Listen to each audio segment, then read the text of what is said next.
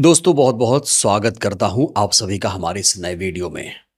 SIR एक ऐसा मुद्दा जिसे ईवीएम से भी बड़ा मुद्दा माना जा रहा है और इसीलिए पूरा विपक्ष एसआईआर के खिलाफ लामबंद हो चुका है।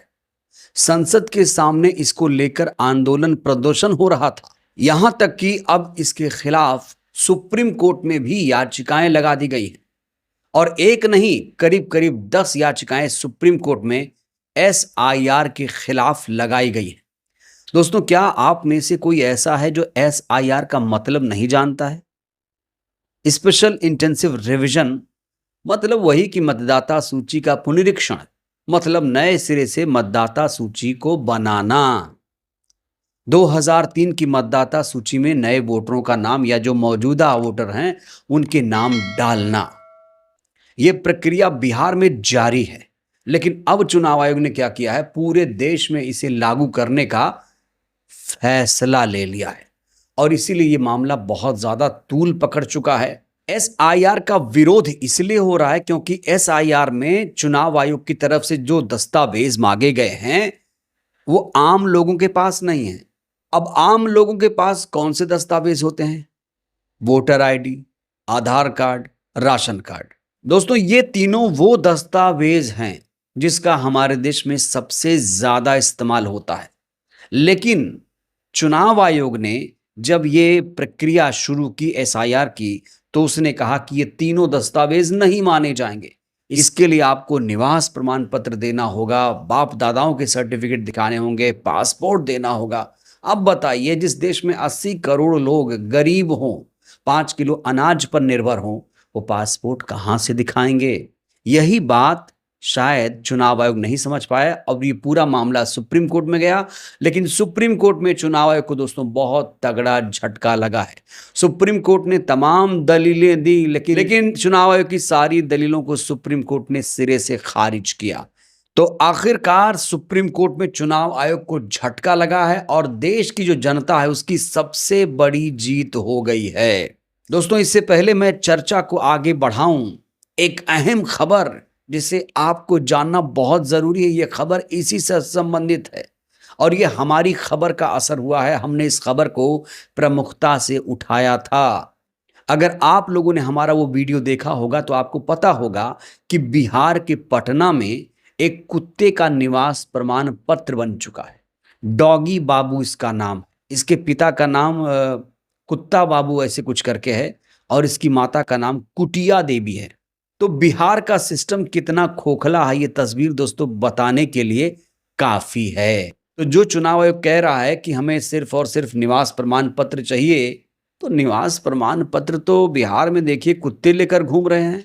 तो क्या इस कुत्ते का नाम भी वोटर लिस्ट में जोड़ा जाएगा? ये अहम सवाल है। हालांकि दोस्तों, जैसे ही हमने ये खबर दिखाई, इस खबर का बड़ा असर हुआ है और अब जो डॉग बाबू का निवास प्रमाण पत्र था उसे रद्द कर दिया गया है। रद्द तो होना ही था, लेकिन यहाँ बात सिस्टम की हो रही है। बात इसकी हो रही है कि कैसे लोग फर्जी तरीके से दस्तावेज बनवा रहे हैं। लेकिन चुनाव आयोग कहता है कि भाई जो आधार कार्ड है, वोटर आईडी है, राशन कार्ड है, ये बड़े आसानी से बन जाते हैं। अरे भाई, आसानी से तो निवास प्रमाण पत्र भी बन गया, वो भी किसी इंसान का नहीं, डॉगी का। तो जिस प्रदेश में, जिस देश में कुत्ते बिल्ली जानवरों का निवास प्रमाण पत्र जो कि अहम सरकारी दस्तावेज माना जाता है वो बन सकता है, तो फिर क्या नहीं हो सकता है। और जो एसआईआर की प्रक्रिया बिहार में शुरू हुई है, आपको जानकर हैरानी होगी कि कहा जा रहा है कि 65 लाख लोगों के नाम कट सकते हैं।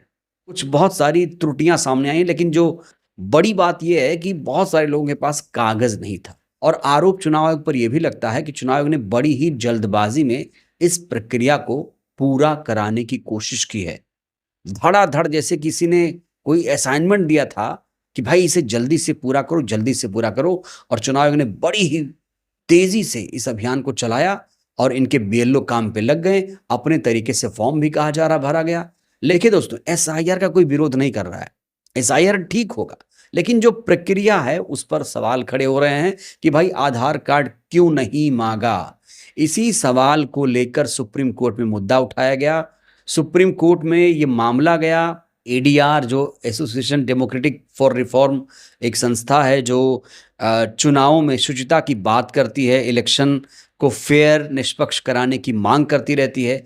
एडीआर ने एक याचिका दाखिल की सुप्रीम कोर्ट में, हालांकि बहुत सारी पार्टियों ने भी एसआईआर के खिलाफ याचिकाएं दाखिल की हैं, लेकिन जो एडीआर की याचिका है वो मुख्य रूप से मानी जा रही है। तो एडीआर की याचिका पर सुप्रीम कोर्ट ने सुनवाई करते हुए साफ तौर से चुनाव आयोग को कह दिया है कि भाई जो वोटर आईडी कार्ड है, राशन कार्ड है, आधार कार्ड है, इसे एक्सेप्ट किया जाए।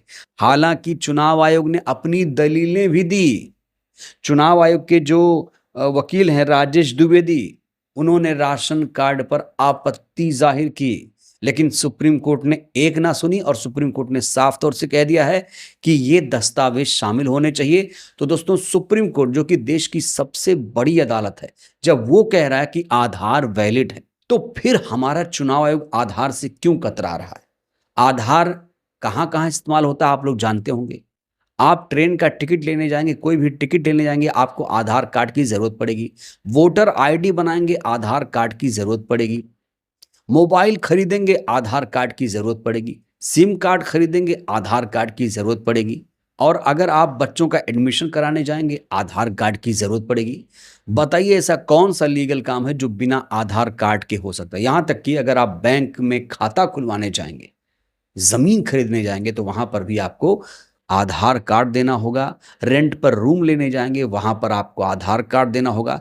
जब हर जगह आधार आधार, हर चीज का ही आधार है, बेस है, बुनियाद है, तो फिर उसे रिजेक्ट करने का क्या मतलब है? और जहां तक कि निवास प्रमाण पत्र चाहिए चुनाव आयोग को, तो भाई निवास प्रमाण पत्र तो डॉगी बाबू का भी बन गया था। ये बात और है कि डॉगी बाबू का जो निवास प्रमाण पत्र है रद्द कर दिया गया। मैं बात सिस्टम पे सिर्फ कर रहा हूं। सिस्टम कितना खोखला है, कितना भ्रष्टाचार है हमारे देश में दोस्तों, इस पर बात होनी चाहिए। और एसआईआर अगर वाकई फेयर तरीके से कराना है, तो चुनाव आयोग को मुझे लगता है कि ये जो आधार कार्ड है एक्सेप्ट करना चाहिए। सुप्रीम कोर्ट के आदेशों को चुनाव आयोग को मानना चाहिए। और एसआईआर के मामले में सुप्रीम कोर्ट में देश की जनता की पहली जीत हुई। पहली जीत मैं इसलिए कह रहा हूं क्योंकि अभी एसआईआर को रद्द नहीं किया गया है। आज भी इस पूरे मामले पर सुनवाई होगी, फुल एंड फाइनल फैसला आ जाएगा। देखते हैं सुप्रीम कोर्ट इस पूरे मामले को लेकर फाइनल फैसला क्या सुनाता है। फाइनल फैसले का मतलब क्या है? एसआईआर को रद्द कर देना। हालांकि आधी जीत तो हो ही चुकी है। अगर भाई आधार कार्ड दे दिया जाए तो एसआईआर रद्द हो या ना हो, उससे कोई ज्यादा फर्क पड़ने वाला मुझे लगता नहीं है। और अगर उन 11 दस्तावेजों में आधार कार्ड को भी शामिल कर दिया जाए, तो मुझे लगता है कि बहुत सारे देश के लोगों को एक बड़ी राहत मिलेगी।